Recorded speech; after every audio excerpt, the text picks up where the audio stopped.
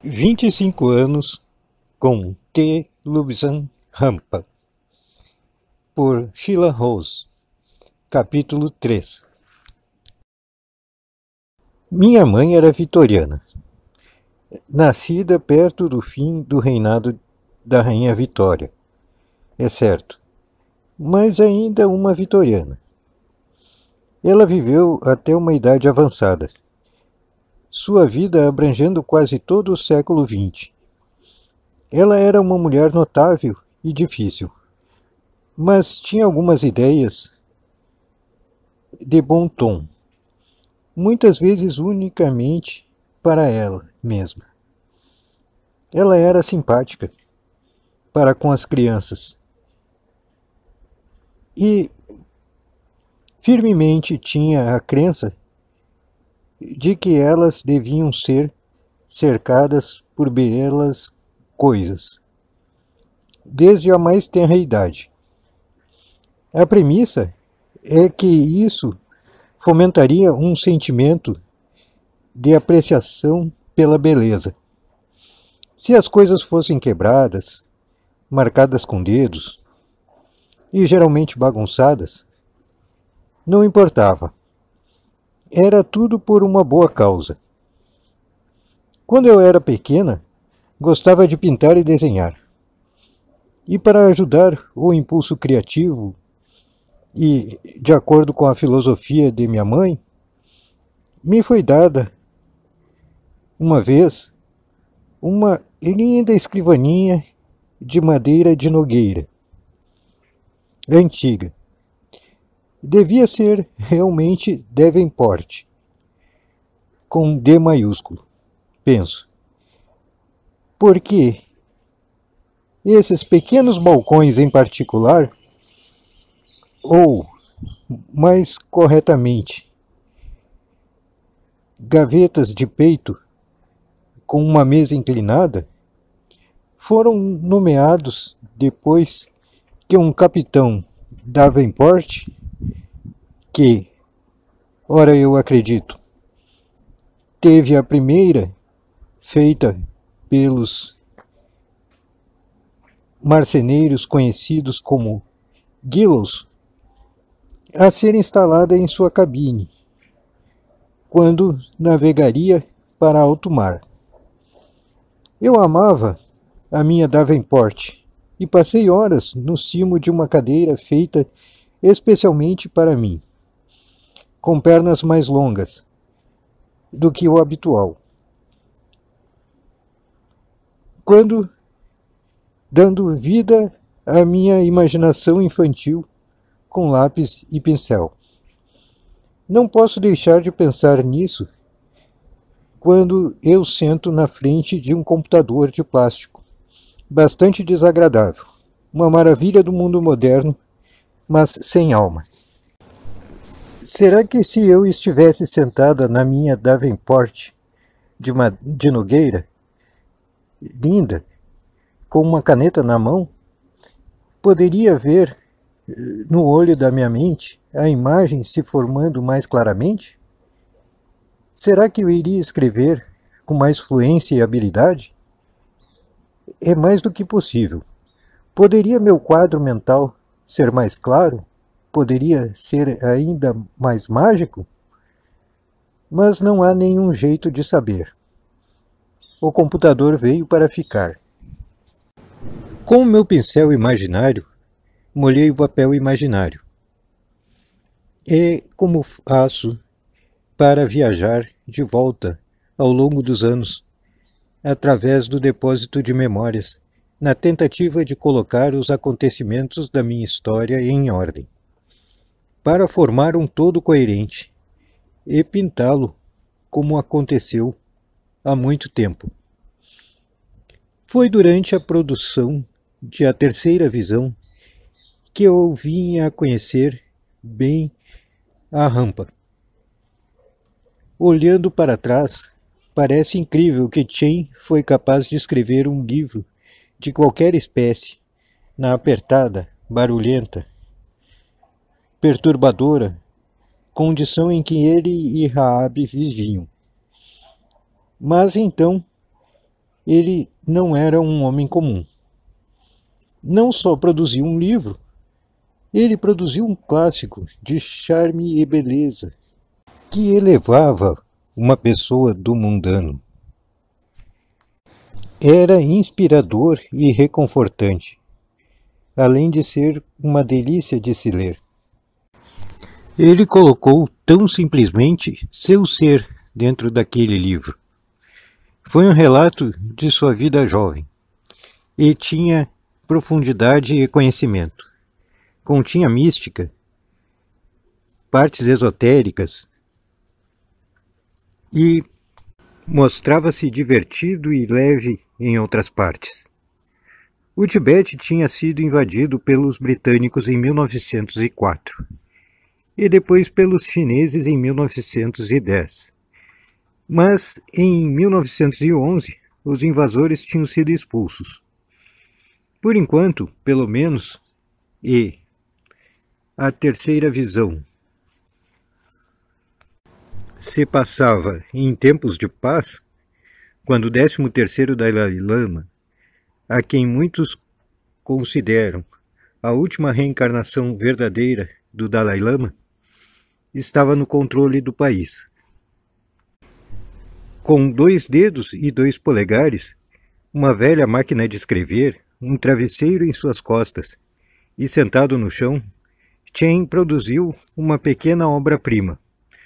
Um livro que seria traduzido em muitas línguas diferentes e se venderia em todo o mundo.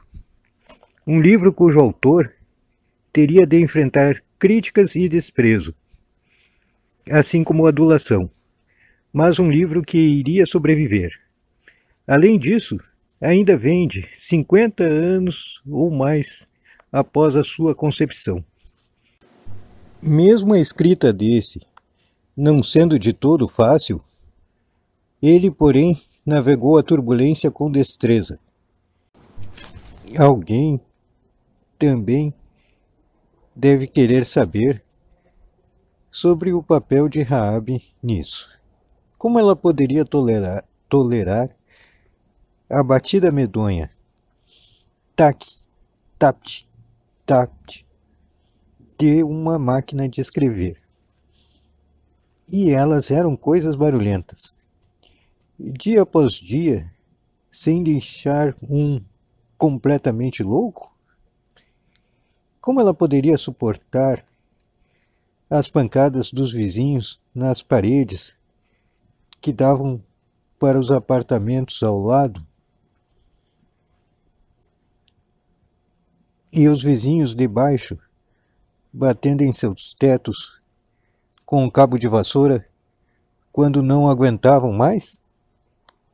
Mas, de alguma forma, ela suportou e merece os créditos.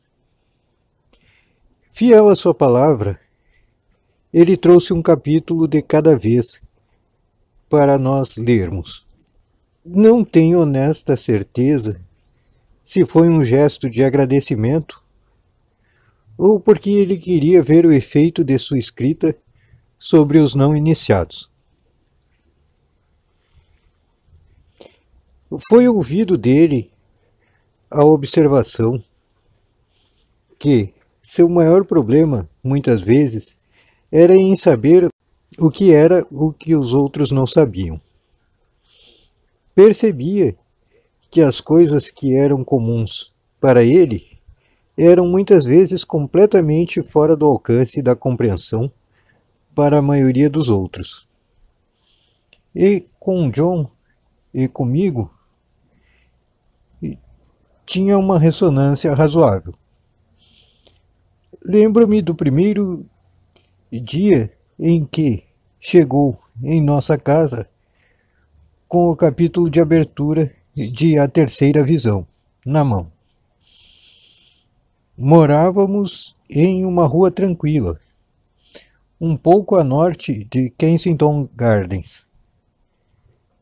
Não muito mais acima da rua havia uma sinagoga imponente, que eu supus ser o equivalente judaico a St. Margaret, em Westminster, o local de culto anglicano, onde casamentos da alta sociedade, batizados e qualquer outra solenidade da vida ocorria em um nível impressionante para os sofisticados e ricos. A sinagoga estava no lado oposto ao nosso na rua. E as crianças gostavam de ficar no muro do jardim e ver o que acontecia em meio às grades de ferro preto colocadas em cima do muro, com comentários que saíam de Jarvis, causando embaraço agudo para Fenella. Nesse dia em particular, nós tínhamos acabado de voltar de um passeio no parque.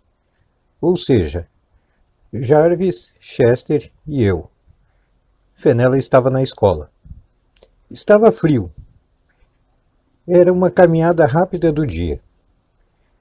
Jarvis foi levar para velejar seu barquinho na Lagoa Redonda. E veio frustrado depois disso, encharcando suas botas e perneiras de lã. E até mesmo embaixo do casaco. Eu estava irritada com ele e aborrecida comigo mesma por deixá-lo fazer isso. E rapidamente embrulhei-o na cadeira de rodinhas que sempre levávamos conosco, por apenas uma emergência, como, por inúmeras vezes, que ele caiu no chão ou em algo, ou para quando ele estava cansado demais para andar até em casa. Eu amarrei-o com firmeza e partimos para casa, irritada que Chester parecia incapaz de manter-se ao nosso lado quando eu estava com pressa para chegar em casa e mudar Jarvis para uma roupa seca antes que ele pegasse frio. Quando nos aproximamos de casa, eu podia ver que um evento estava ocorrendo na sinagoga. Grandes carros pretos estavam por toda parte, as mulheres muito bem vestidas e os homens com chapéus altos foram passando e atravessando a rua. Eles estavam no meu caminho e eu precisava chegar em casa antes do meu filho pequeno apanhar frio. Estava impaciente e iracunda. Mamãe, mamãe, olha, é um casamento. Jarvis, esticado no cinto que o mantinha em sua cadeira de rodinhas, queria sair e juntar-se com o que viu. Corretamente. Como um casamento. Roupa preta para funerais, cores brilhantes para casamentos. E batizados. Era o que eu lhes dizia. E, pelo menos, ele tinha tomado em conta. Apesar que seu hábito de repetir tudo 2 vezes era absolutamente enlouquecedor. Quando eu já estava brava. Sim, querido, você está totalmente certo. Isso ali deve ser um casamento. Concordei. Mas vamos chegar em casa e tirar essas coisas molhadas primeiro. Daí você pode ficar no muro e assistir. Dei um puxão na coleira de Chester para fazê-lo andar mais depressa. Ele me recompensou com um levantamento extra e desnecessário de suas pernas, fazendo-me sentir malvada e culpada. Ele realmente não poderia importar-se menos com quem estava se casando ou ia ser enterrado. Ele só queria justiça e um pouco de consideração a partir deste humano para quem era tão leal. Então estava Jarvis seco e vestindo roupas limpas, sapatos e meias quentes, em pé no muro, a supervisionar as núpcias elaboradas de um eminente e rico membro da comunidade judaica. Seus comentários, dignos de Richard Jimbob, quando quem apareceria através do portão, senão Chen, com um envelope manilha grande na mão. Jarvis pulou do muro e correu para o meu lado. Eu sabia que ele tinha reservas sobre Chen, mas eu não estava clara do que e por quê. Como é maravilhoso vê-lo! Cumprimentei Chen. Será que você está trazendo o primeiro capítulo? Como é que você adivinhou? Sim, aqui está. Esta é a minha cópia. A editora tem a sua. E agora temos que esperar e ver o que eles pensam. Virando-se para Jarvis, ele disse: Bom dia, Jarvis. A criança não respondeu, mas agarrou-se à minha saia, enterrando o rosto no tecido para todo o mundo, como se fosse um avestruz na areia. Jarvis, são maus modos não responder quando alguém fala com você. Eu o repreendi. Ele me olhou desafiadoramente e, sem uma palavra, largou a minha saia e correu até o portão, parcialmente aberto, para a rua, esquivando-se do número incomum de pessoas em seu caminho para a sinagoga. Ele não tinha ido mais do que alguns metros,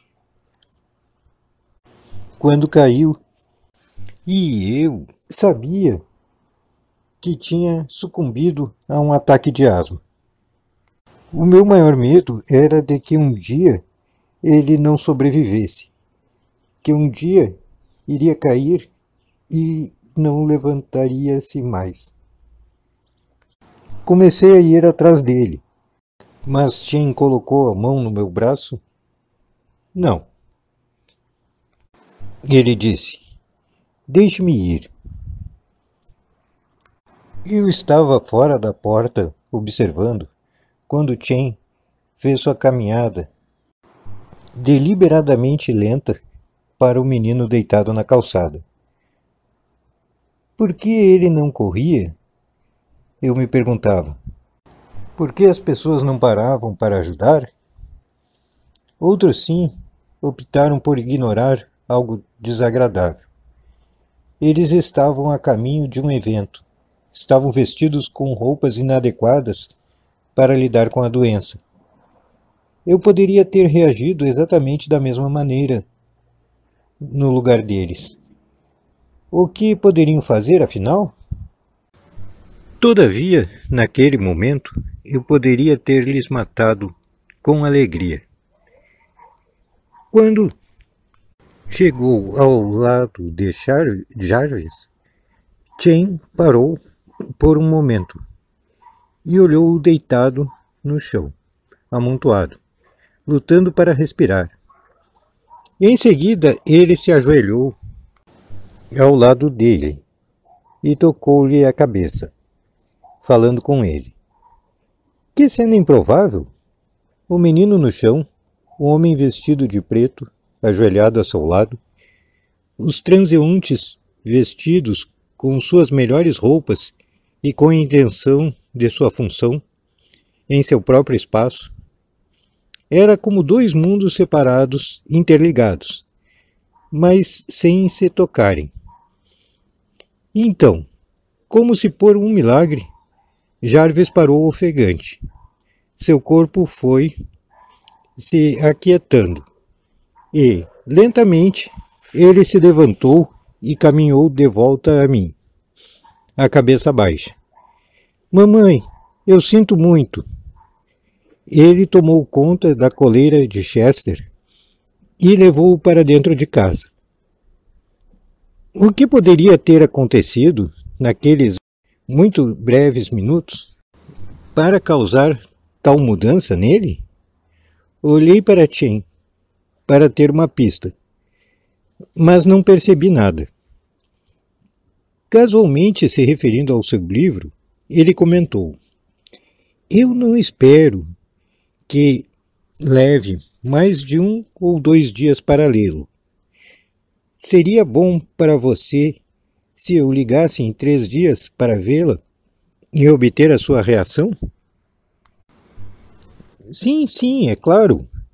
Vamos lê-lo hoje à noite, depois que as crianças estiverem na cama. Mas, Chen, o que aconteceu? O que aconteceu com Jarvis? Jarvis? Você realmente quer que eu lhe diga? Fez uma pausa e então continuou. Você mima demais ele. Ele sabe disso e sabe que eu sei. E é por isso que ele não quer ter nada a ver comigo. As crianças pequenas são frequentemente mais conscientes da realidade do que os adultos. À medida que envelhecem, têm a habilidade erradicada deles, pelo que é chamado razão. E é uma pena realmente, mas é isso. Eu mimava demais ele? Eu não peguei. O que isso tem a ver com a sua asma? Fiquei magoada, mas também genuinamente intrigada. Bem, é uma reação psicológica, uma espécie de chantagem emocional inconsciente. Ele não vai ter outro ataque. Mas o que você fez? Você quer dizer que ele está curado? Eu não entendo. Não tente entender. Não tente racionalizar sobre tudo. Apenas aceite-o. E um dia você vai entender. Mas como você é tão curiosa, eu vou lhe dizer uma coisa para seu próprio bem. Jarvis é muito mimado, como eu disse. Mas você mima ele para mimar a si mesma. Se você quer realmente ajudar essa criança, solte os laços que o prendem a você. Pense nisso. Eu sei do que estou falando. Ele foi em direção ao portão e então se virou para trás. Não sinta vergonha de corrigir eventuais erros da minha gramática ou ortografia, vá. E saiu puxando o portão alto de madeira, que se fechou atrás dele. Naquela noite, John estava a fazer o que quer que fosse que ele fazia, que eu não estava a par. Eu tinha deixado de pensar nisso. O problema era, porém, que isso estava lá entre nós. Ele imitava a nossa conversa há mais ou menos acerca do tempo. O clima inglês, afortunadamente, é mutável e pode ser um tema bastante amplo e inesgotável. Depois que as crianças estavam na cama, peguei uma bandeja, ovos mexidos, frutas e um copo de vinho. E para a sala de desenho, onde havia um bom fogo ardente. As cortinas pesadas, douradas, estavam puxadas. Senti-me relaxada e confortável. Enquanto comia minha ceia, minha mente correu o dia. Tinha sido um assunto tão estranho o com Jarvis, a forma como ele se recuperou, a maneira como estava arrependido. Sinto muito.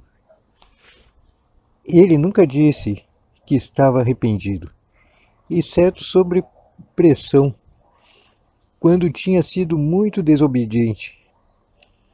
Eu estava relutante em acreditar que estivesse curado, que alguma cura milagrosa havia acontecido.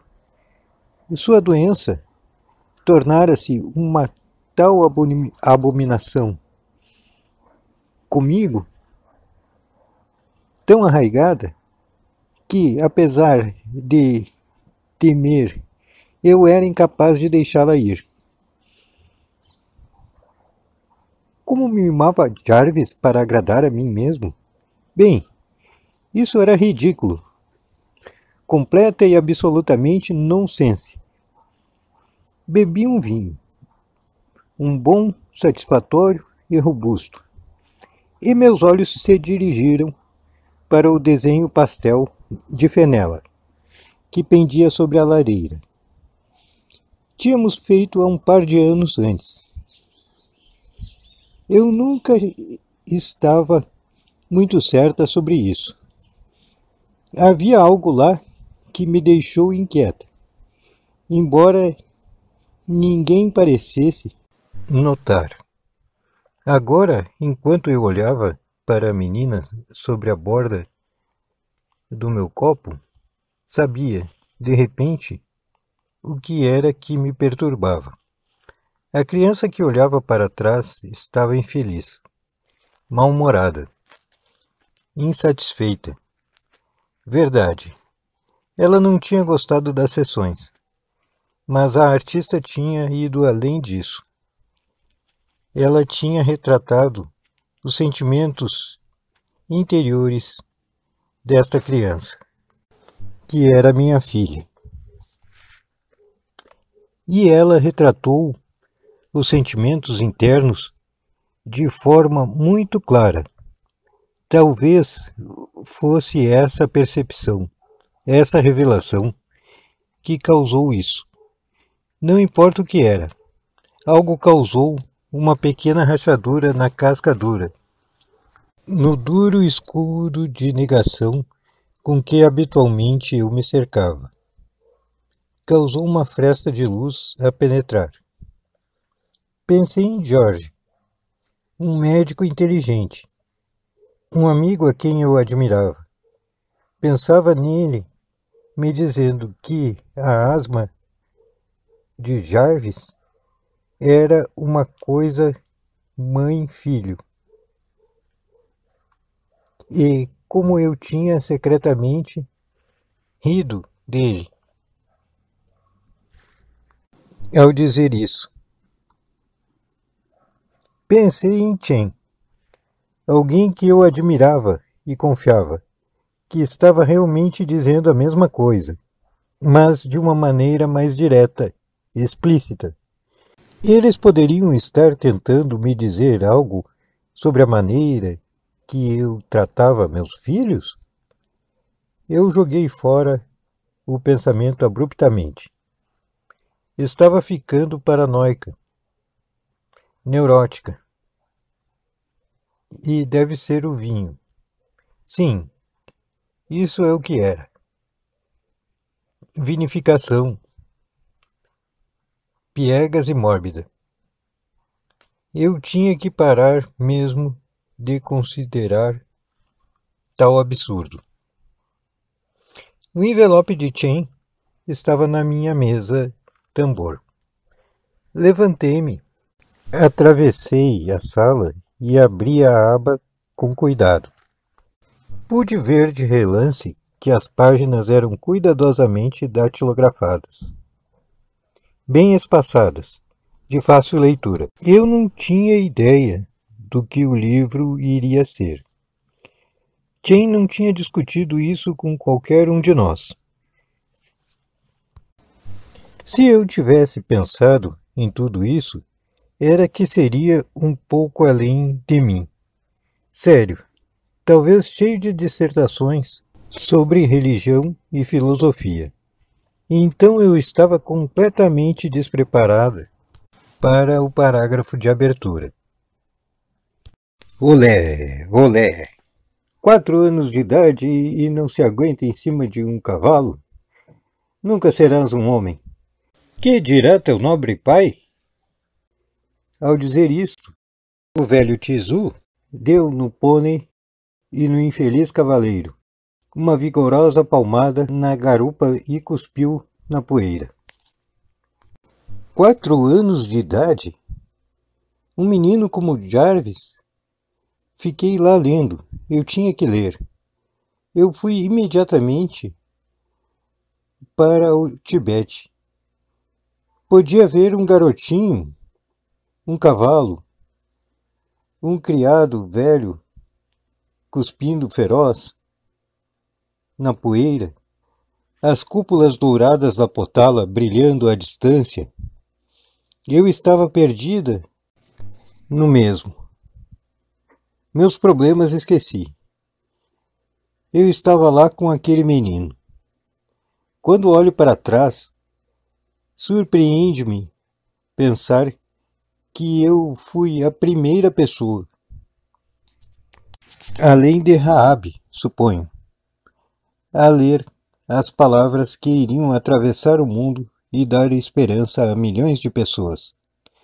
Palavras que estavam para causar controvérsia, provocada pelo ciúme, que a longo prazo não eram nada comparado à mensagem que elas carregavam.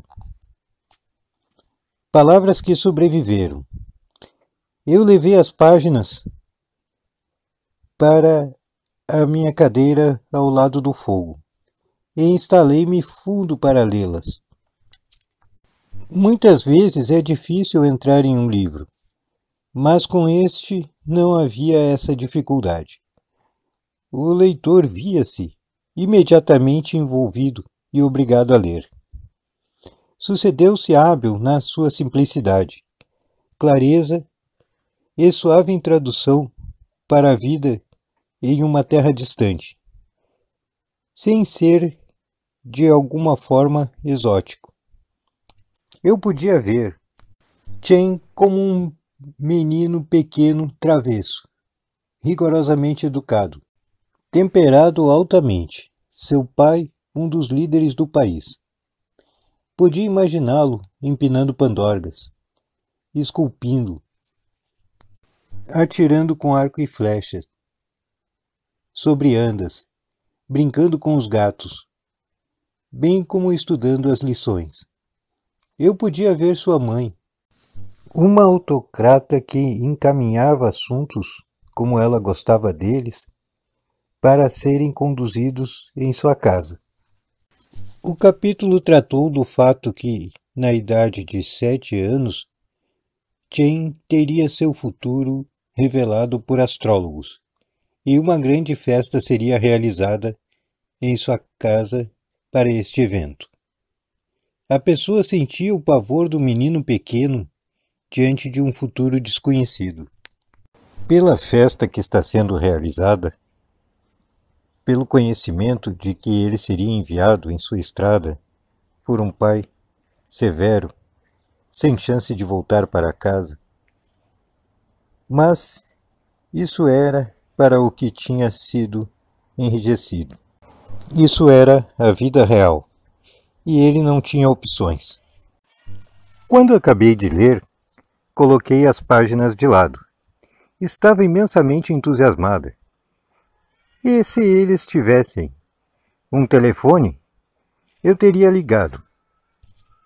Ali, naquele momento, para dizer a Chen o quanto eu gostei. Como era, eu tinha que esperar até alguns dias depois, quando o vi, e fui capaz de dizer-lhe cara a cara o quanto gostava de sua escrita e de toda a sensação deste primeiro capítulo. Este foi o começo das semanas de ler o livro, capítulo por capítulo. As semanas viraram meses, porque houve atrasos ao longo do caminho. Para mim era ideal. Permitiu-me digerir o que estava lendo de uma forma impossível se o livro tivesse sido concluído e, em seguida, entregue a mim para ler. Caso em que eu teria lido-o a galope, e foi por isso que vim conhecer a rampa tão bem. Tenho certeza de que eles nunca teriam me convidado para a lúgubre pensão onde viviam, se não fosse para as discussões que tínhamos sobre o livro. Mas, como isso examinava-se, eu ia lá regularmente. Eles haviam se mudado da casa em Queensway, o lugar que a Sra. Wood supostamente havia tomado cuidado. Mas eles ainda estavam por perto em uma situação similar. Um alojamento conjunto de casa não é muito diferente do outro.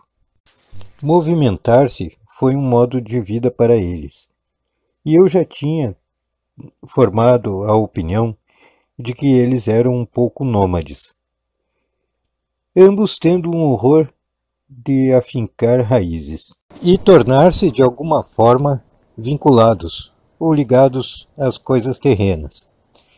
Pode muito bem ter sido que o novo lugar não fosse tão limitado para escrever. Talvez as paredes fossem mais grossas, a casa melhor construída, de modo que o ruído, tais como do datilografar, não passasse tão facilmente. Estou apenas conjecturando, mas isso é realmente de nenhuma consequência. Era um lugar para viver, não mais. Eles eram inquietos, e sempre seriam. Havia uma necessidade de que experimentassem e depois seguissem em frente. O quarto que ocupavam era no primeiro andar, o que teria sido o pavimento da sala de desenho. Deu uma linha de casas vitorianas, grandes inicialmente, que tinham visto dias melhores, e eles provavelmente tinham uma das melhores salas do local. A casa pode ter sido originalmente propriedade de um comerciante ou algum tipo de empresário. Pessoas de classe média tinham dinheiro, e então eles tinham grandes famílias, que viviam bem.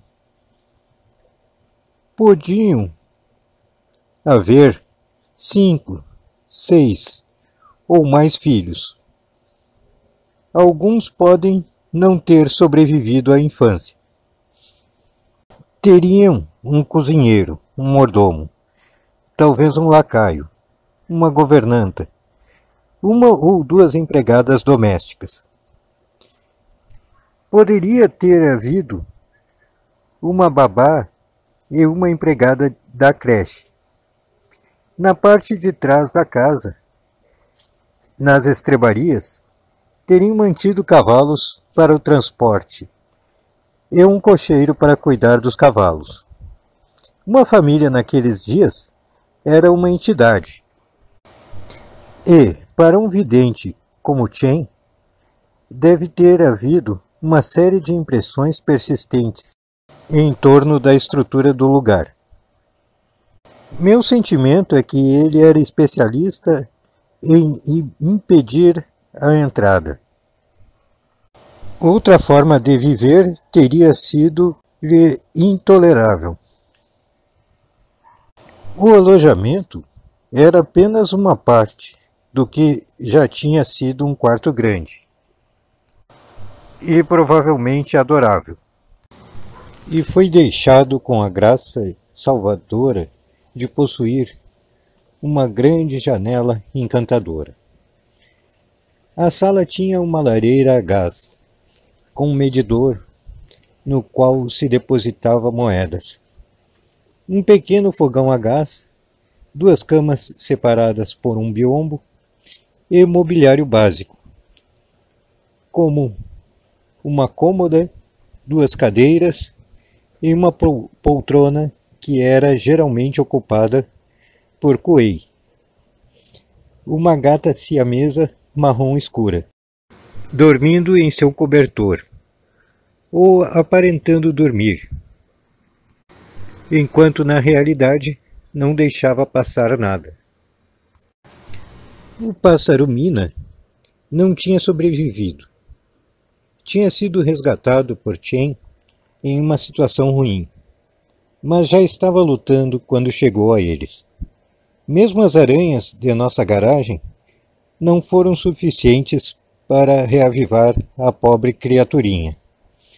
Então, quando eu visitei pela primeira vez eles, Kuei era o único animal de estimação deles.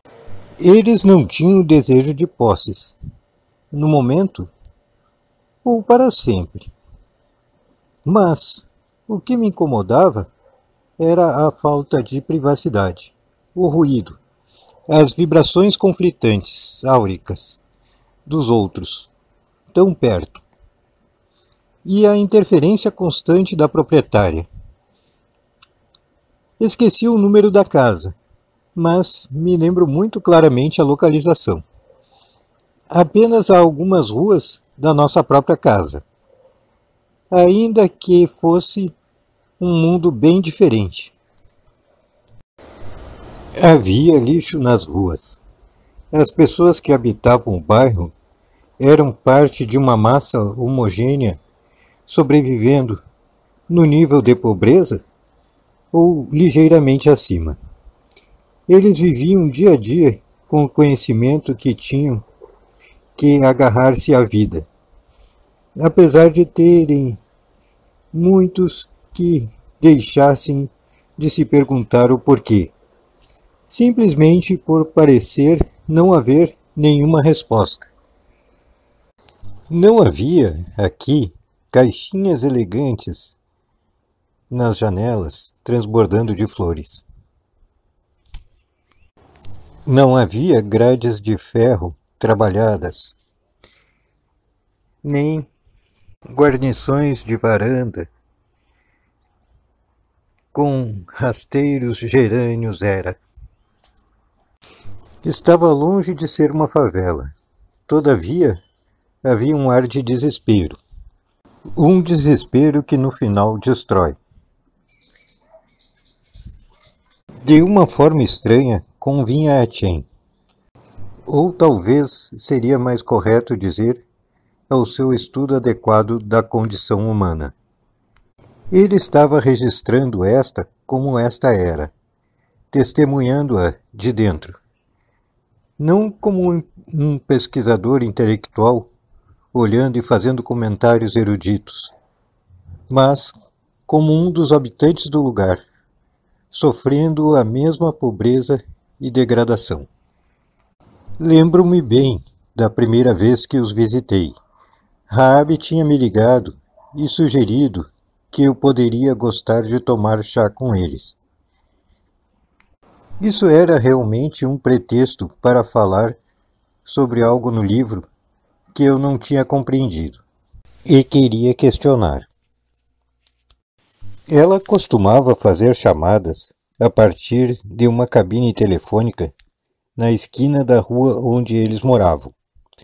E em nossa pressa para terminar a conversa, antes de as moedas se esgotarem, marcamos um dia e hora. Mas esqueci bem de perguntar o número de seu quarto, no endereço que ela havia me dado. Bom, eu pensei, não vai ser um problema. Certamente haverá alguém lá para que eu possa perguntar. Quando o dia chegou, Chester estava indisposto. Ele estava ficando velho, e eu preocupada com ele. Fenella estava na escola, mas Jarvis prometeu-me de uma forma muito adulta que tomaria conta de Chester, enquanto eu estivesse fora. Eu sabia que ele gostava do sentimento de responsabilidade. E sabia que a sucessora da Sra. Wood era uma mulher de confiança, que iria supervisionar tanto Jarvis quanto Chester. No entanto, Eu estava ansiosa e apreensiva, incapaz de adiar a visita, como não havia nenhuma maneira de entrar em contato com os Rampa. Portanto, me vesti para sair, sem pensar muito em como eu deveria me vestir. Era apenas uma questão de ficar pronta, fazer a visita e voltar para casa.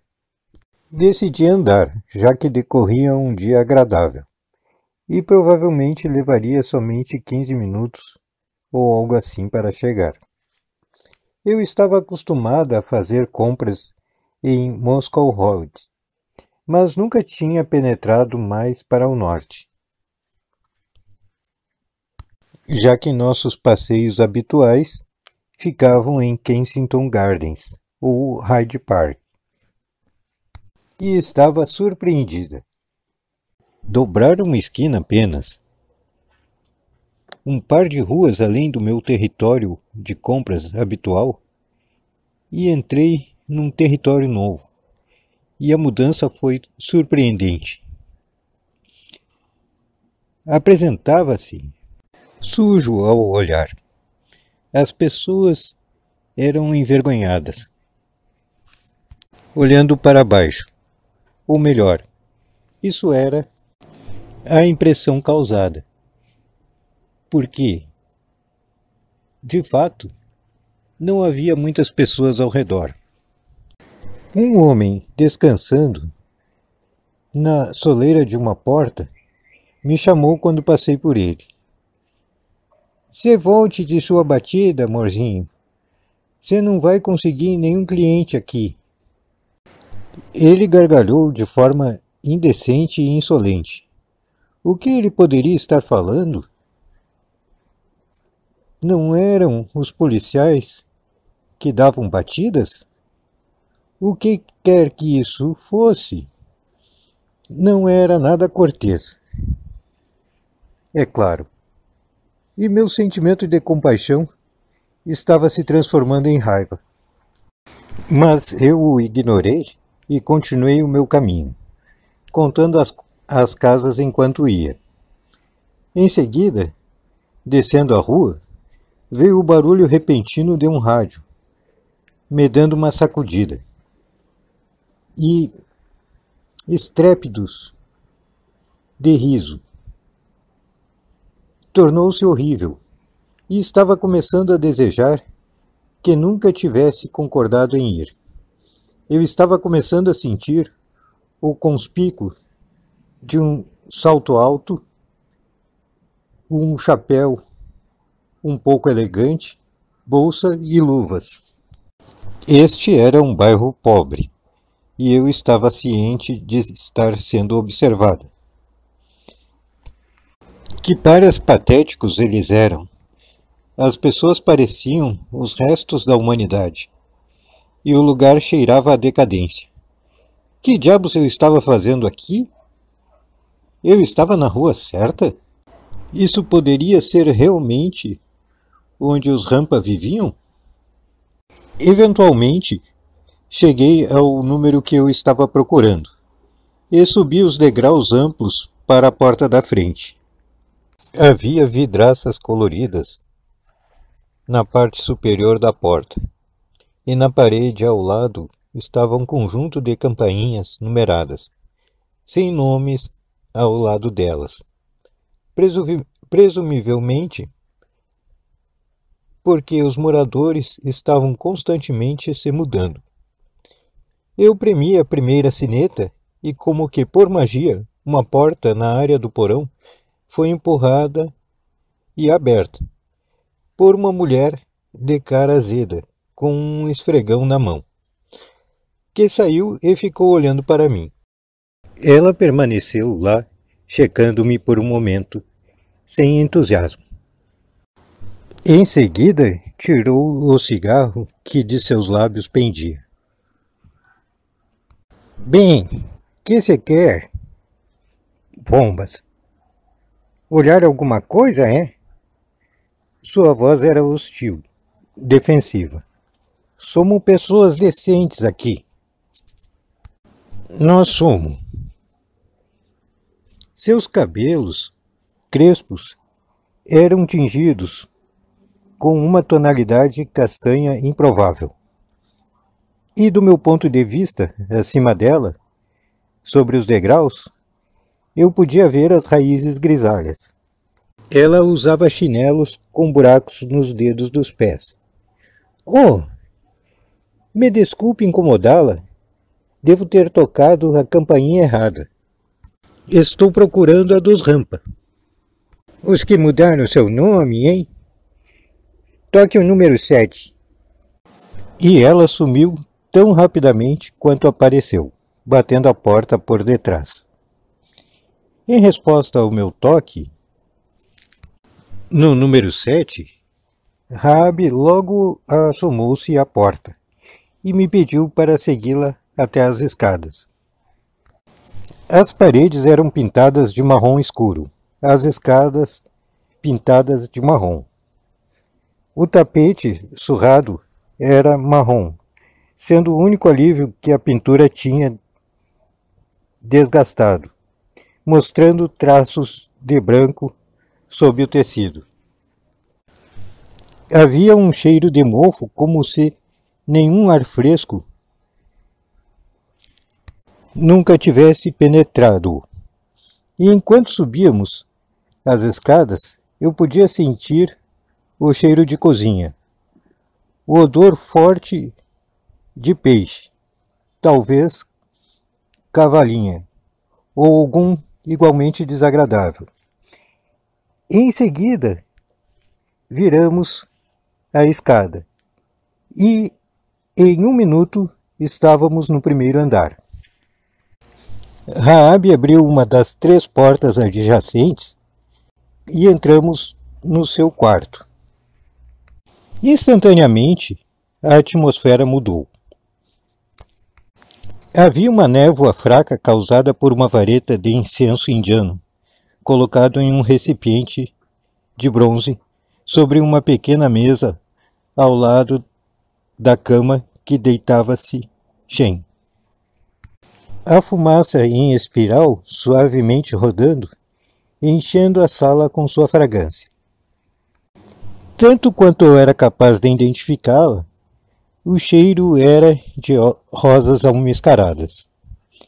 O incenso é usado para elevar as vibrações de alguém, e isso foi exatamente o que ele alcançou. A vara era longa e grossa, muito ao contrário das insignificantes varas curtas encontradas em lojas de presentes. Por exemplo,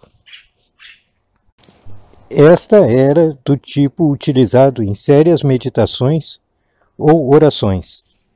O tipo utilizado em trabalhos esotéricos, onde sentidos superiores são colocados em jogo.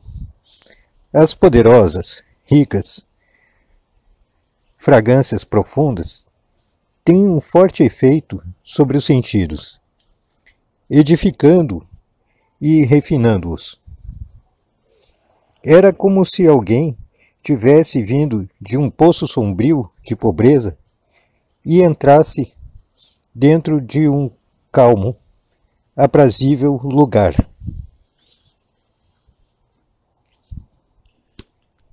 Naquela ocasião, os Rampa mal podiam se dar ao luxo de incenso. Mas aquela vara tinha sido acesa por minha vinda, e imediatamente me senti à vontade, quase como se eu tivesse voltado para casa, ou chegasse a algum lugar onde eu pertencia. As proporções da sala eram terríveis. As paredes desbotadas e os móveis escassos.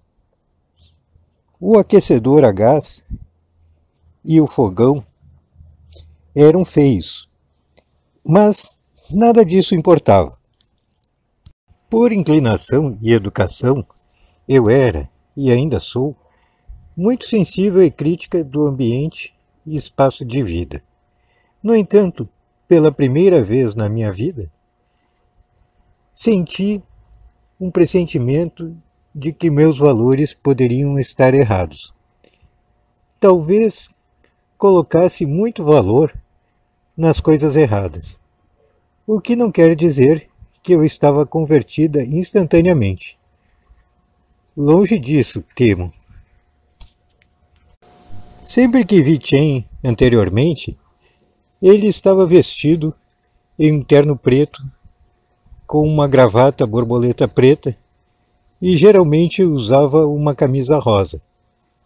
Mas, como ele descansava em casa, em sua cama, trocara sua fatiota por um roupão. E tinha um pequeno gato siamês enrodilhado em seu colo. Suas mãos estavam cruzadas sobre o peito, que era a típica e habitual maneira como ele invariavelmente descansava em casa, e não estava ocupado com trabalhos ou hobbies. Ele exalava uma força tremenda e uma paz interior raras. Foi como entrar em um lugar de harmonia, mas não santificado, que era muito real para ser de algum modo sagrado ou religioso, que era apenas confortável e seguro. Raabe tinha a chaleira fervendo e chá feito. Sentamos e bebemos e falamos sobre o livro. Por esta altura, estávamos no capítulo 4, e eu estava perplexa com a dureza de uma lamazeria. Eu queria que ele me explicasse por que era tão dura. Qual o lado religioso disso? E por que os ocidentais acreditavam existir uma abordagem budista gentil para com a vida no Oriente? Ele me respondeu de forma satisfatória, mas eu podia ver que ele sentia a impossibilidade, ou a quase impossibilidade, de escrever sobre sua vida para pessoas tão diferentes dele, em pensamento e crença.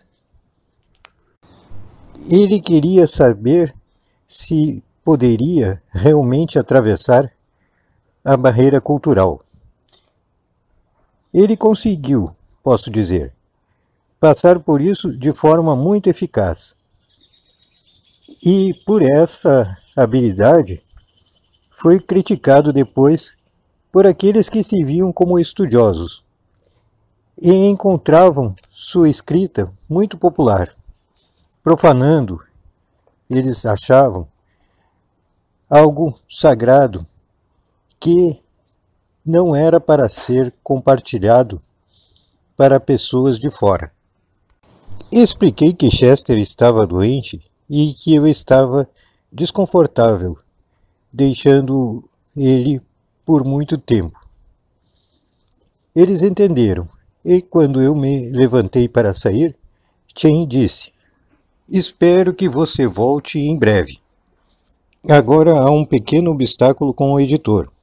Alguém em algum lugar, nas regiões inferiores da empresa, está pedindo mais uma prova de quem eu sou." Ele encolheu os ombros como se fosse de nenhuma importância, mas eu sabia que, pelo próprio fato de minimizá-lo, ele estava ferido. Parece que alguma outra empresa publicou recentemente um livro pretendendo ser autobiográfico. Ele continuou. E isso acabou por ser uma invenção. Houve problemas. Mr. W não quer problemas comigo, ou melhor, com meu livro. Mas como posso dar mais provas do que eu já dei? Eles viram meus papéis de Chungking, meus certificados médicos. Você sabe como é. No entanto, uma vez que uma dúvida foi posta na mente de alguém, ela pode ser alimentada. Ela cresce. É algo negativo. E forças negativas são muito mais fortes do que as forças positivas sobre esta terra. Eu parei e olhei para ele, ponderando. Não é prova suficiente você conhecer tão bem os hábitos e costumes de seu país, os lugares e eventos? Ninguém poderia ter inventado isso. Porque você sabe os nomes das estradas e das coisas em Lhasa muito melhor do que eu saberia os nomes em Londres. Seria impossível fabricar as coisas que você escreve. Qualquer um que duvida do que você escreveu e tem necessidades de prova de quem você é, seja lá o que isso pode significar, deve ser um completo idiota. Você é quem você é. Bem, sim, mas lá se passa isso. Eles estão se fiando nos chamados especialistas para confirmar coisas que eu escrevi. É claro que vai dar tudo certo no final, mas ninguém gosta de ser tomado por um mentiroso. O engraçado é que, no entanto, eu sou duvidoso a respeito destes especialistas. Não suponho que nenhum deles tenha vivido no Tibete por qualquer período de tempo. E certamente não estiveram em um mosteiro de lamas. Bem, nós temos que deixar Sheila ir. Rabi entrou na conversa. Significa apenas que o livro não pode ser feito tão rapidamente. E é chato porque só pagam quando Chen produz um capítulo. Ela foi essencialmente prática. No momento em que cheguei em casa, Jarvis já estava profundamente envolvido em algum processo de construção no jardim. Um daqueles que necessitavam de água e pedras de barragens e resultava em pés molhados. Ele me cumprimentou casualmente. Estava ocupado de outra maneira. Chester estava deitado atrás da porta da frente, em sua esteira, esperando por mim. E me ajoelhei ao seu lado, colocando meus braços em volta do seu pescoço. Ele fungou e sacudiu o rabo, o corpo marrom dizendo que me amava. Era impossível visualizar a vida sem ele, mas era inevitável. Não imediatamente, mas isso iria acontecer. E o tempo ia ficando mais próximo. Quem ia ouvir os meus lamúrios quando Chester não estivesse por perto para espichar uma orelha? John, francamente, era de uma dimensão à parte, quando se tratava de entender alguma coisa além do mundano. Cordélia, bem, sim, mas não como Chester. Ela se recusava a tolerar qualquer coisa que considerasse sem lógica ou queixosa. Chester, por outro lado, aguentava tudo. Eu beijei seus ouvidos e disse-lhe que o amava também. Isso me fez lembrar de um sonho que eu tinha tido algumas noites antes. Chester estava lá no sonho, fumando um charuto. Cães não falam, todos nós sabemos. Nem eles costumam fumar charutos. Mas, mesmo assim, ele estava me dizendo que eu tinha que me decidir.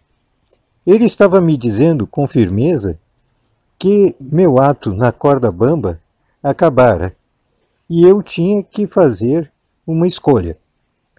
Então notei que estava em um avião, voando alto acima da terra.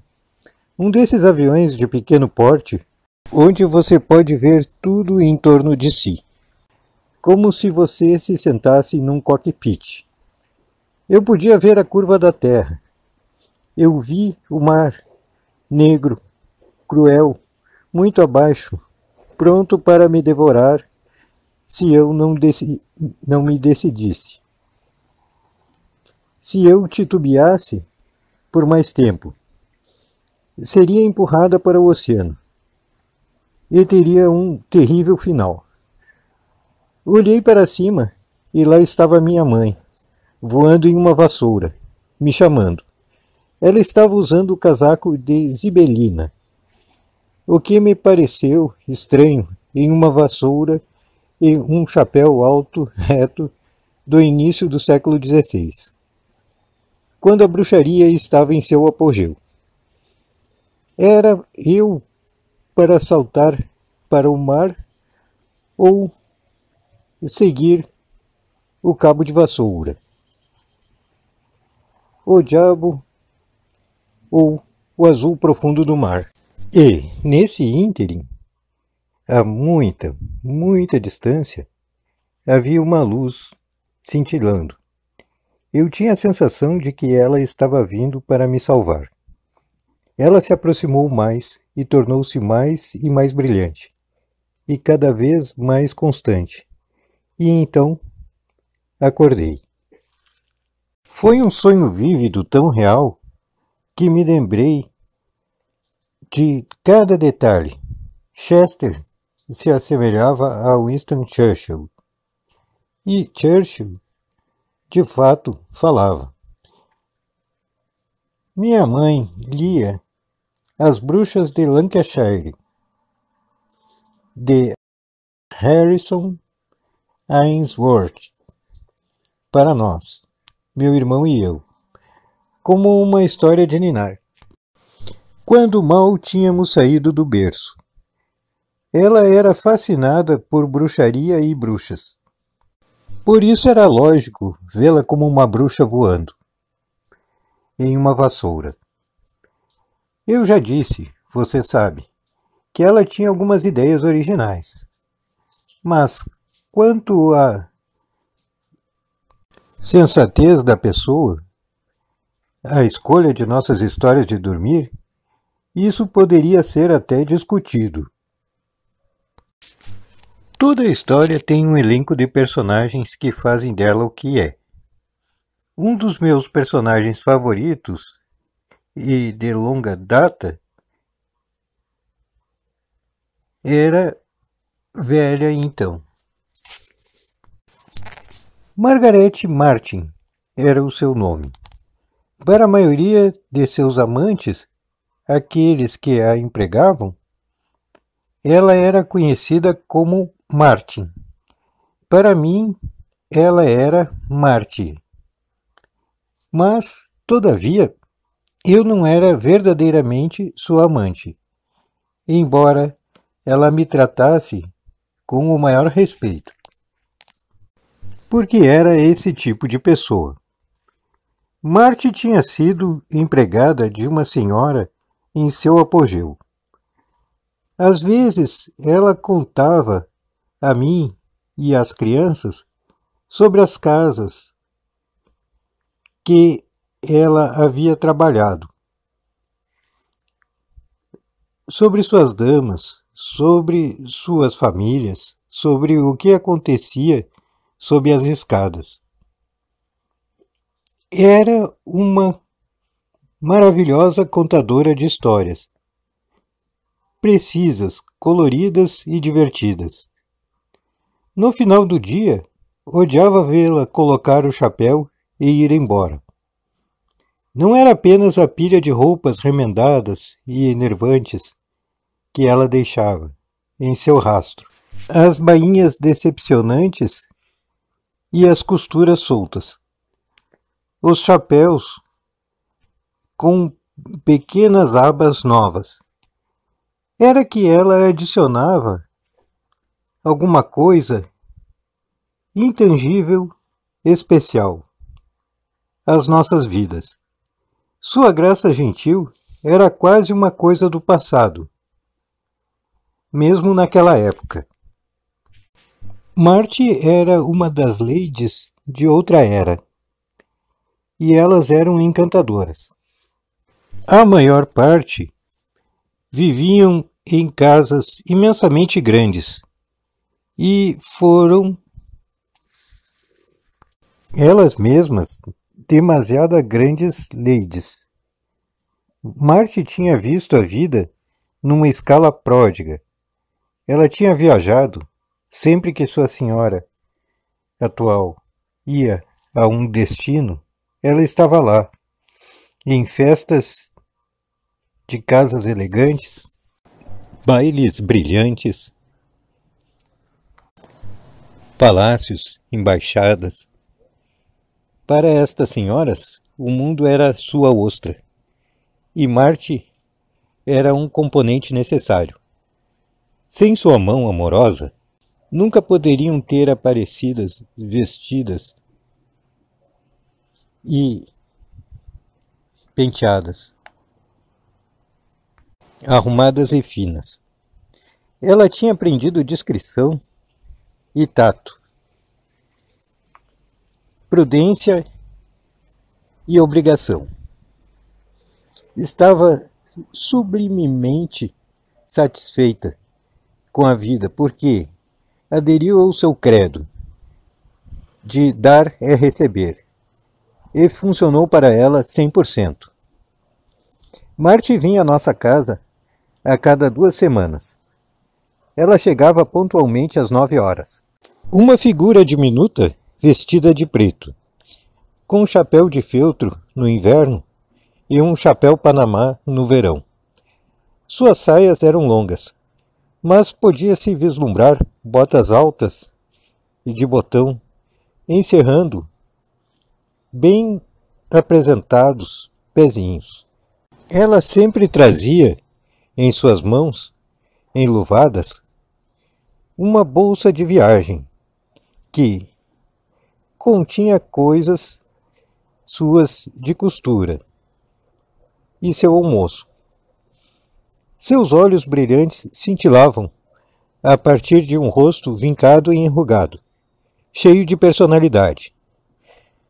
Toda manhã de terça-feira, às 9 horas em ponto, ouvíamos um suave rap, rap, rap. Quando ela chegava até a perna de sapo e gentilmente a abatia na placa de bronze, e as crianças riscavam para a porta. Chester a seguia, não muito distante, atrás, para se juntar à diversão.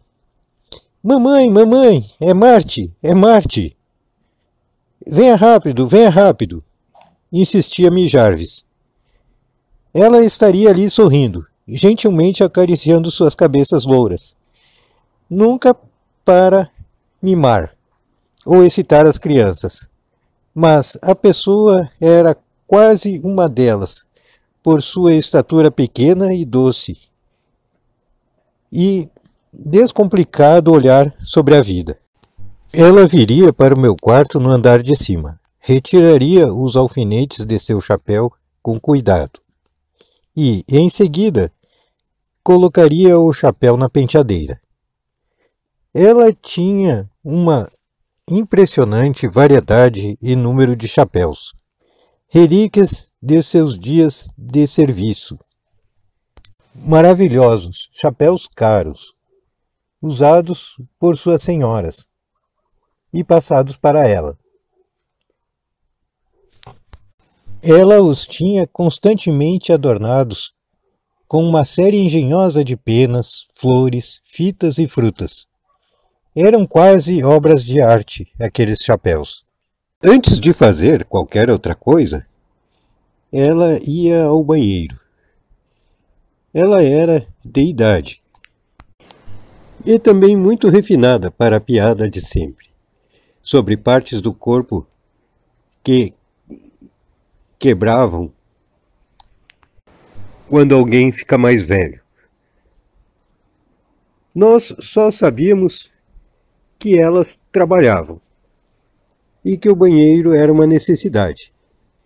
E então ela sentava-se ao pé da cama e começava o seu trabalho. Fenella se sentava no chão, de pernas cruzadas, e Jarvis ia abraçar a cabeceira de mogno e olhar para ela. e depois saltar em cima da cama para ouvir suas histórias. Ela sempre foi um pouco cautelosa com Chester.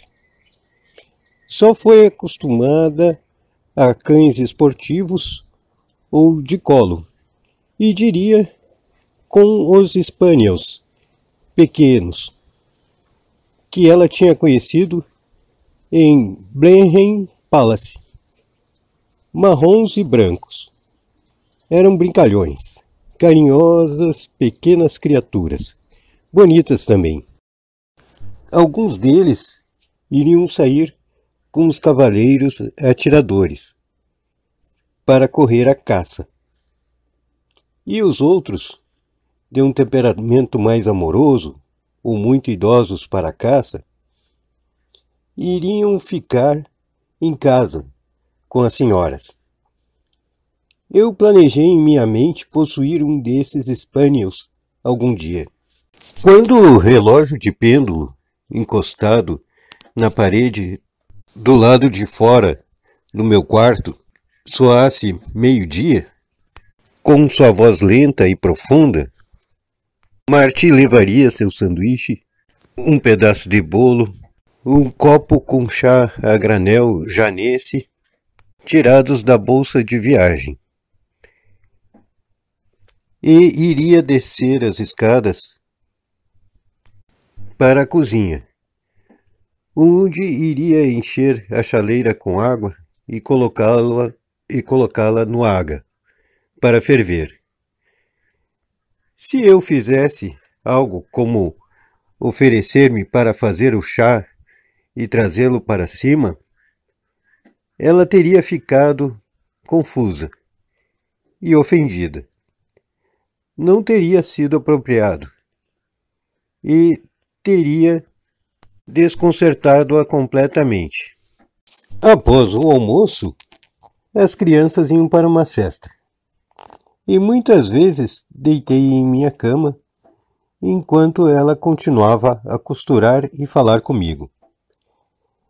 Desde a minha primeira visita aos Rampa, 2 ou 3 semanas se passaram, durante as quais eu tinha os revisitado mais 2 vezes, tendo cuidado de vestir roupas velhas e simples. O capítulo 5 foi concluído, e notei que Chen tinha lidado com a questão da gravidade nos mosteiros.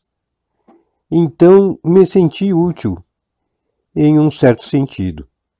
Outros leitores, sem dúvida, teriam feito a mesma pergunta, e agora ele atendia-os.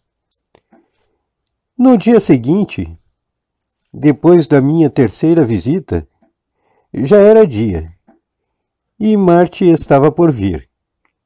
E, depois dela ter comido o almoço, e Jarvis ido para sua soneca, me deitei na cama. Sem olhar para cima, ela disse: "Você está se sentindo bem, minha senhora? Tenho notado que você parece mal ultimamente." Fiquei surpresa.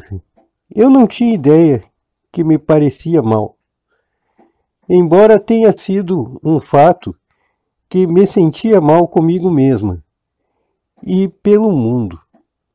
Mas, todavia, Marty era uma pessoa observadora e sábia, interessada no bem-estar dos outros.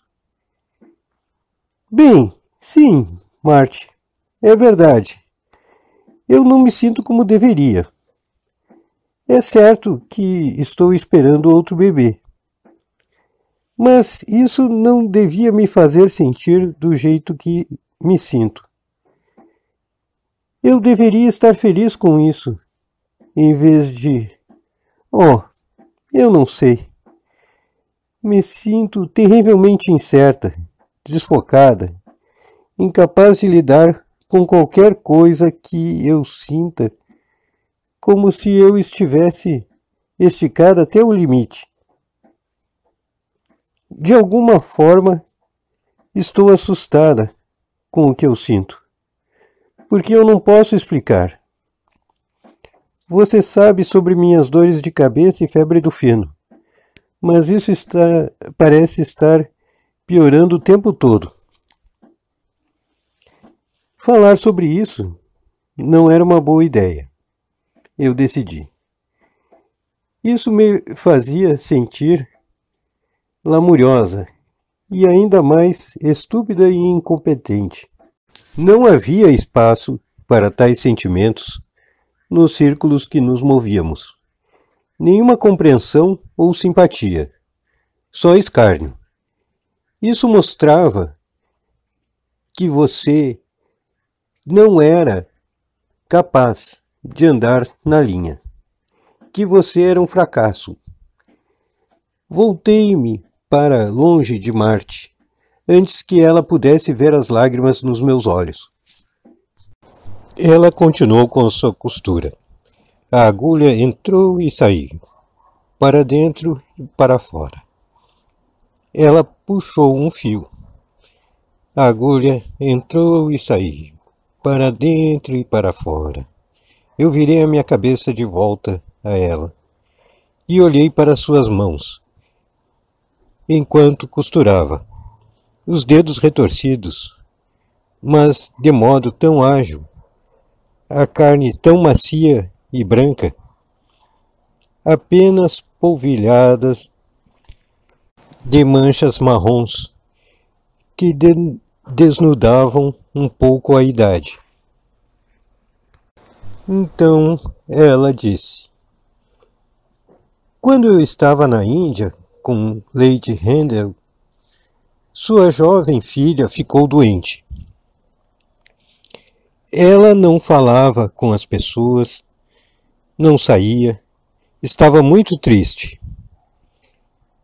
Seu senhorio não tinha paciência com isso. Ele disse para Milady: Louise, que era o nome de sua filha, Louise é louca. Ela é como sua tia, louca. Isso é corrente em sua família. Ela vai acabar sendo presa em um asilo como sua tia. Mas Milady não quis ouvi-lo. Ela veio de uma família antiga. Da aristocracia real eles eram. Enquanto que ele era... Você me desculpe por dizer isso, senhora. Um salto acima. Não igual a todos. Sua linhagem era das melhores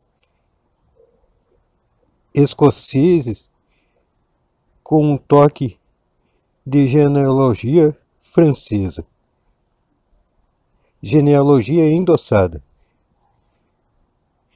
Era injusto da parte dele dizer que a tia era louca. Com certeza ela estava confinada em um daqueles lugares onde colocam as pessoas loucas. Mas ela tinha tido um acidente ao caçar. Um dia, ela saiu com o Corne, grupo de caça à raposa, nota do tradutor. E algo aconteceu. Ninguém realmente sabia o que. Mas tiraram-na de uma vala e estava toda quebrada. Pobre senhora, ela nunca mais foi a mesma. Mas a loucura não corria na família da sua senhoria. Como ele disse que corria. Ela era uma santa. Milady nunca disse uma palavra sobre como Milord foi tratante com ela. Oh, minha senhora, se você pudesse tê-la visto quando eu a vestia para um baile, você nunca viu nenhuma mulher tão bonita, tão altaneira e majestosa. Marte parou de costurar e olhou para fora da janela, superada pela pungência de suas memórias. Claro, tínhamos ouvido falar sobre Lady Handel antes, porque ela era uma das senhoras favoritas de Marte. Mas eu estava começando a me perguntar por que aquilo viera à tona. O que tinha a ver com meu mal-estar? Quando Marty, com um grande suspiro, continuou sua história. Milady nunca foi a médicos.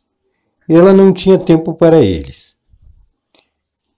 Num dia eles dizem isso, Martin, e no dia seguinte dizem aquilo. Ela me dizia.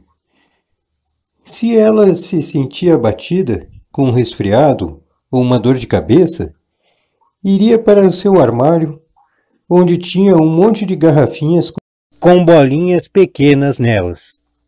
E ela ia colocar algumas sob a língua. Homeopatia, acho que se chamavam. Algo assim. Você vê, minha senhora, ela sabia de coisas diferentes. Milady sabia. Sempre estava aberta a coisas diferentes. Uma verdadeira aristocrata ela era. Mas estava preocupada com Lady Louise. Coitadinha, oh, como ela se preocupava. Nada parecia ajudar essa jovem mulher. Nada. Bem, parece que uma senhora que veio para jantar uma noite disse-lhe sobre este senhor indiano, que podia ver o que estava errado com as pessoas e curá-las. Então, sua senhoria mandou chamá-lo. Ela não disse a Milord, porque ele teria apenas rido. Quê? Um nativo? Ele teria dito. Bruxaria, é o que ele teria dito. Ele não tinha a mesma educação dela. Você vê, minha senhora, ele não era de todo como ela era. Então este cavalheiro indiano veio e levou com ele embora Lady Louise por vários meses até as colinas. Quando ela voltou, estava curada e feliz. O senhor indiano tinha feito o seu melhor. Ela nunca se casou, embora um monte de jovens cavalheiros com certeza teriam gostado de desposá-la. Em vez disso, criou uma colônia de leprosos e trabalhou lá por anos. Ela fez um muito bom trabalho. Tudo porque aquele cavalheiro indiano sabia o que estava de errado com ela. Milady disse que ele chamou de uma doença da alma. Bem, Marty, é realmente interessante. Então você acha que eu tenho uma doença da alma? Estava meio brincando com ela, mas ela levou a sério. Senhora, eu realmente não poderia dizer, mas acho que você deveria falar com o cavalheiro estrangeiro que vem aqui. Acho que ele saberia. Acho que ele é da mesma estola que o senhor indiano que curou Lady Louise. Ao invés de despachar sua ideia, me inclinei a ela em minha mente. Marty era uma daquelas pessoas que ainda não fora afetada, tal como os outros adultos e cidadãos idosos, e tinha a clareza de visão das crianças. Como Chen mesmo explicou-me, quando falava de Jarvis, que uma coisa chamada razão não tinha completamente tomado-las. Elas ainda estavam em contato com o conhecimento inerente. Ainda estavam, como mais tarde vinha a entender, em contato estreito com seu ser interior. E então prestei atenção nela. Falar com Chen? Poderia fazer isso, mas não enquanto ele estava escrevendo o livro. Teria demais para preocupá-lo, além de minhas aflições. Mas Marty não era de deixar as coisas passarem. John tinha o hábito de levá-la para casa, para seu pequeno apartamento em Pimlico Road, no final do dia. E naquela noite, enquanto ela estava saindo de casa e John esperando-a no carro, pegou a minha mão na dela. Agora, minha senhora, lembre-se do que eu disse. Quando eu vier da próxima vez, espero ouvir que você tem falado com o cavalheiro estrangeiro. Sem saber realmente o que estava dizendo, respondi: sim, Marty, eu irei. Eu prometo que irei. Bom, isso é bom. Sabe, minha senhora, você deve primeiro cuidar de sua saúde. Foram suas palavras de despedida, enquanto trilhava cuidadosamente o caminho para o portão. Enquanto a observava, pareceu-me que ela era muito mais velha do que disse que era. Pareceu-me que era muito frágil. Quando ela chegasse ao céu, pensei, qualquer que pudesse ser seu céu particular, ia ser saudada, cumprimentada e aplaudida. Eles podiam até lhe dar champanhe. Na verdade, eles certamente teriam champanhe para ela. Eu tinha feito uma promessa a ela e tinha que mantê-la.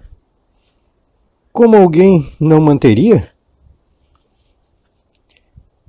Tínhamos decidido enviar Jarvis a uma espécie de pré-escola.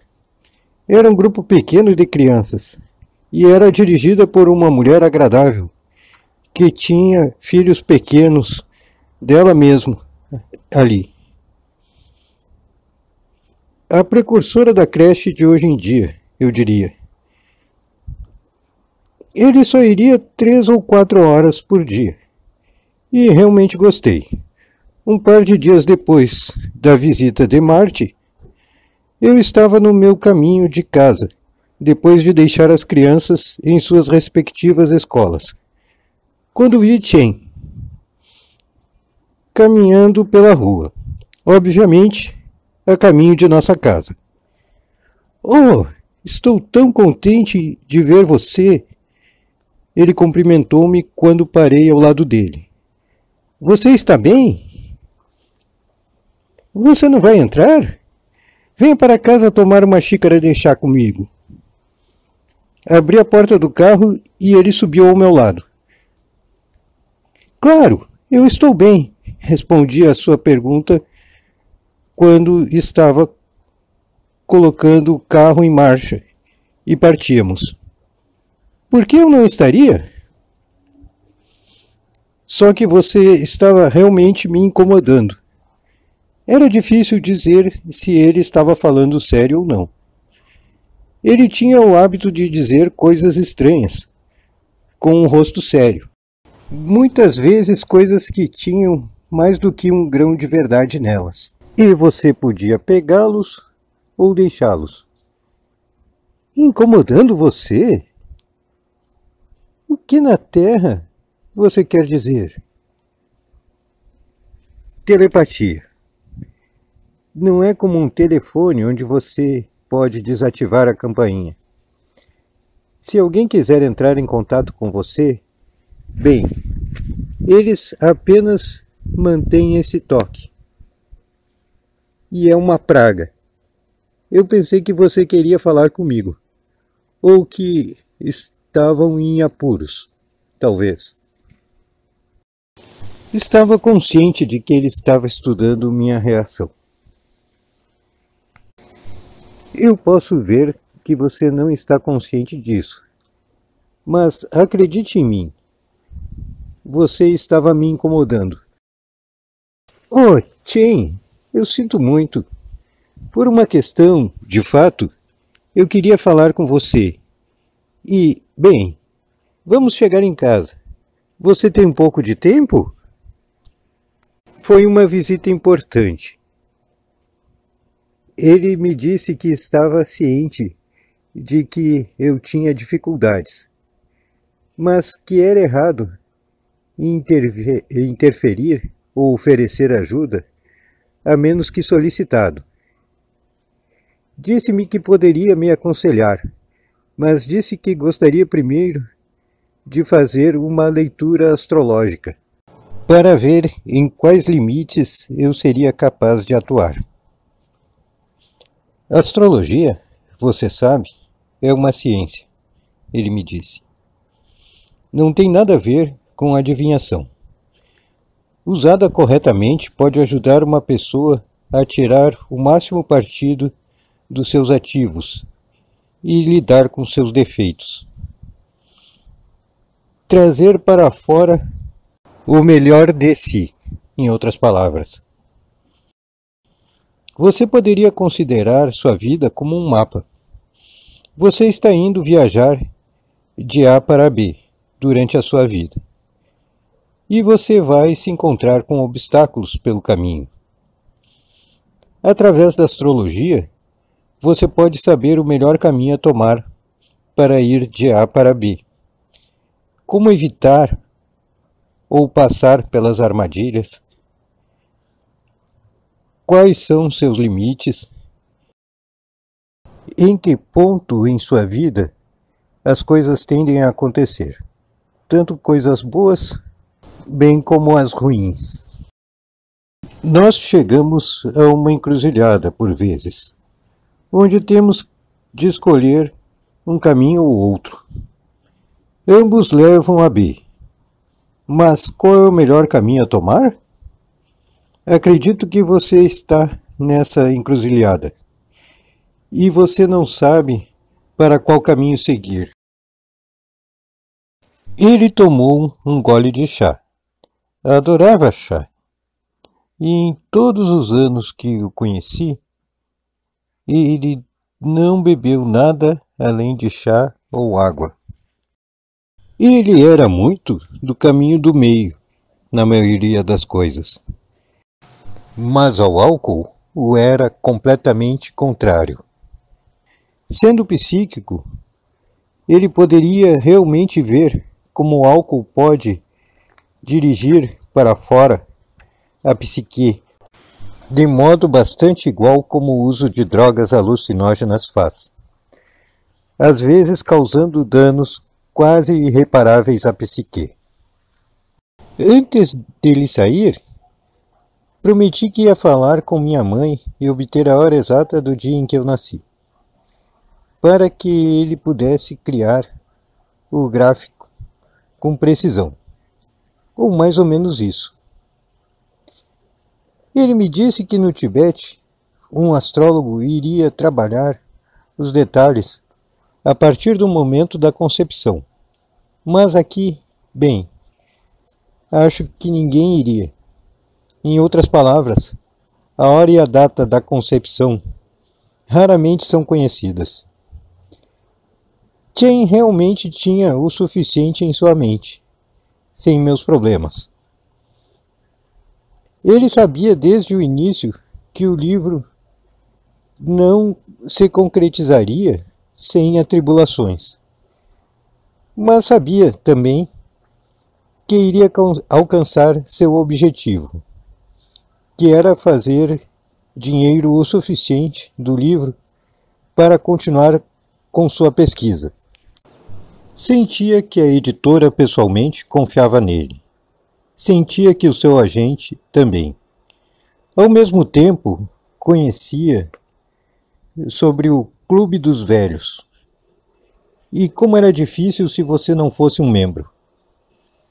E ele definitivamente não tinha muito desejo de todo de o pertencer. Percebia que era um estranho. Como havia forças negativas rondando-o, isso tornava muito mais difícil escrever do que ele gostaria. Cada dia era uma batalha, e caminhando para casa naquela manhã, tudo isso estava em sua mente. Outros no astral com quem consultou foram cooperativos. Mas, a menos que estivessem realmente aqui na Terra, verdadeiramente experimentando isso em carne e osso, Era quase impossível para eles terem noção dos seus problemas. E então pensou em mim. Eu havia lhe pedido uma orientação, e de acordo com sua crença, ele era obrigado a atender, porque conhecia que sabia. Ele era obrigado a oferecer ajuda. Não podia simplesmente virar as costas. Mas ele tinha uma forte suspeita de que estava indo complicar sua própria vida. E tinha mais do que suficiente para ter que lidar naquele momento. Teria que conversar com Raabe. Ela não seria a favor de ajudar ninguém da maneira que ele sabia que eles precisariam se ele pegasse o meu caso. Ele tinha certeza de que isso também consumiria muito tempo, por um lado, e ela iria vê-lo como mexer em um vespeiro, que, de certa forma, seria. Ela tinha uma participação em sua pesquisa áurica, e odiaria vê-lo distraído com isso. Ele teria de apontar as vantagens para ela. E havia sempre vantagens, se você soubesse como fazer as coisas darem certo. Depois de terem acabado o jantar naquela noite, ele trouxe o assunto. Eu prometi fazer um mapa astral para Sheila. Estou apenas esperando a hora do nascimento dela, de sua mãe. Você quer me ajudar com isso? Chen invariavelmente desenhava o mapa quando ele estava lendo-o, mas frequentemente Raabe fazia uma leitura antes, deixando para ele verificar sua leitura posteriormente. Ela tinha um bom intelecto e tinha feito uma investigação completa da astrologia. Ele, porque era vidente, era capaz de ver mais de um gráfico do que um astrólogo médio. Mas sentia-se não estando certo de divulgar as coisas que normalmente não são visíveis, a não ser para um vidente. Razão pela qual gostava que Raabe fizesse a leitura inicial. Dessa forma, a informação, além do normal, não precisava ser divulgada. Ela estava ocupada na pia, e sem se virar, ela disse: "Por que você está fazendo uma leitura para ela? Porque ela lhe pediu?" "Não, ela não pediu. Eu o sugeri." Ele sabia que tinha um temperamento ardente, que geralmente mantinha sob bom controle. Mas Raabe poderia ser diabolicamente irritante às vezes, melancólica, sem entusiasmo. Dificilmente surpreenderia que seu primeiro marido tivesse achado a vida demasiado complicada e tivesse desistido dela antes de concluir a lide que supostamente deveria realizar. Ele suspirou. Sheila está em uma encruzilhada e precisa de ajuda. Quem mais pode interceder por ela? E não se esqueça, ela nos ajudou. E o que você acha que vai acontecer com ela se você não ajudar? Uma mulher na sua posição deve ter muitos amigos fora nós. Seus amigos não vão estar lá quando ela precisar deles. Pelo menos essa é a minha impressão. Acho que sua vida, como ela conhece agora, vai acabar. Eu não sei. É por isso que eu quero ver o mapa. Mas as coisas vão mudar drasticamente para ela.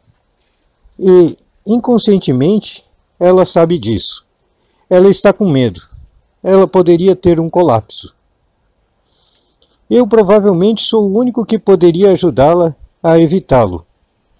Não posso ficar de lado e ver sua vida arruinada. Isso é parte do preço que se paga por ver. Você sabe disso. Raabe pegou um livro e recostou-se em sua cama. Ela sabia que ele faria o que tinha que fazer de qualquer maneira. Então, qual o sentido de argumentar? Do outro lado do biombo, ela disse: Bem, vamos esperar que isso não cause atribulação demais a você. É isso. Deve ter sido uma semana, ou talvez 10 dias depois, que eu acordei de repente, uma noite. Não tinha ideia de que horas eram, mas a casa estava em silêncio e tranquila.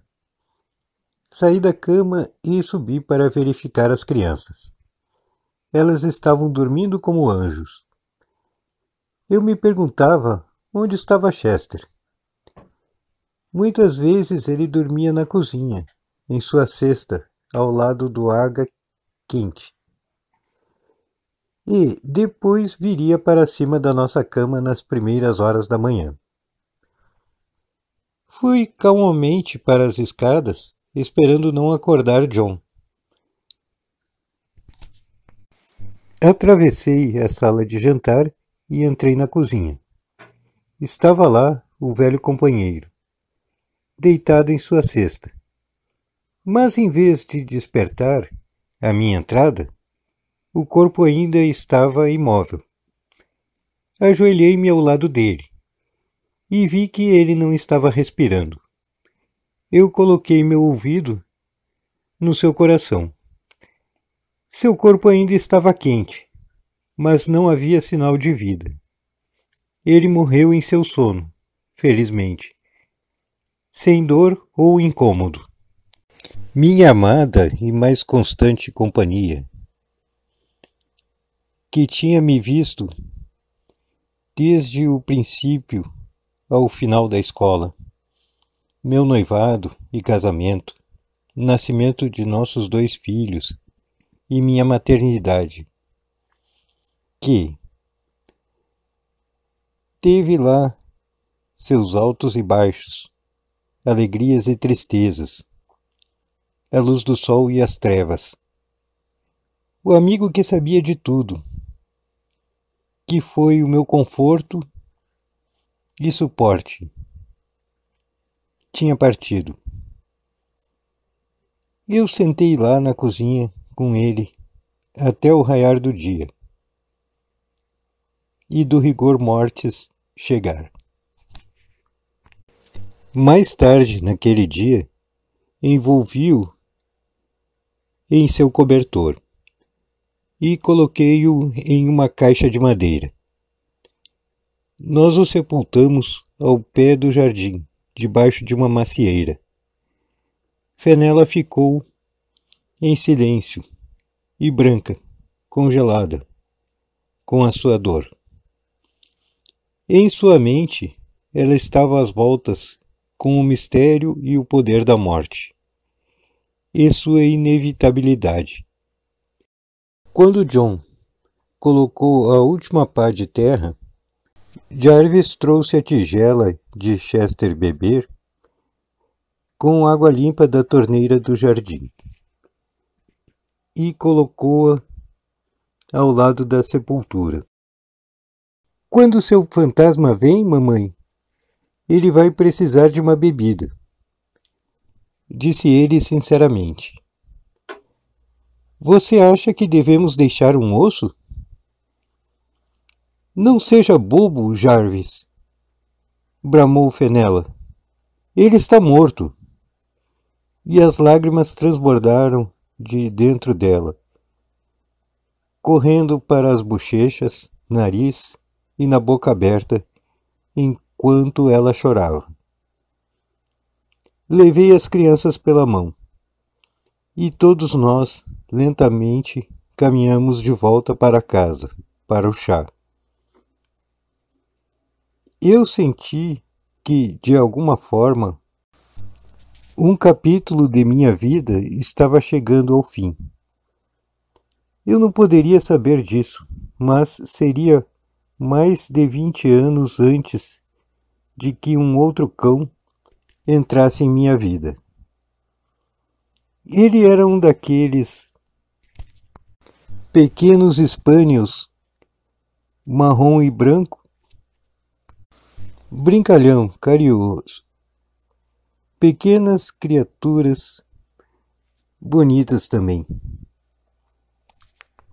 das quais Marty nos tinha contado sobre elas. Um Spaniel, Blenheim Cavalier King Charles. Valeu a pena esperar por ele, e dei-lhe o nome de Bilvoar, ou Bill, para os conhecidos. Ajude-nos na divulgação de mensagens para o ser das pessoas. Inscreva-se no canal, por favor.